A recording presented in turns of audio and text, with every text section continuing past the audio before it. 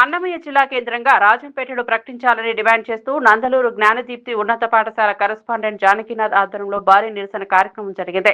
సోమనాథ స్వామి ఆలయం సమీపం నుంచి అరవపల్లి ఆర్ఎండ్బి బంగ్లా వరకు అలాగే నందలూరు బస్టాండ్ కూడలిలో మానవహారాన్ని ఏర్పాటు చేసి తమ నిరసనను వ్యక్తం చేశారు. ఈ కార్యక్రమంలో విద్యార్థులు, విద్యార్థినులు వారి తల్లిదండ్రులతో కలిసి భారీ ర్యాలీ నిర్వహించారు. ర్యాలీ సందర్భంగా రాయచోటి వద్దు, రాజంపేట ముద్దు అనే నినాదాలు మారమోగాయి.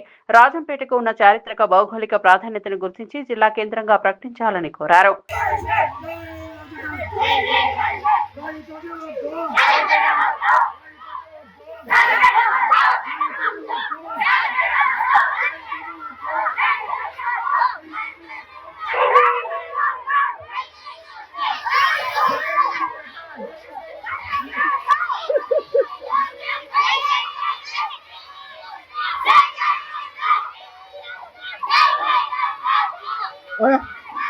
Dia rusak anak tu.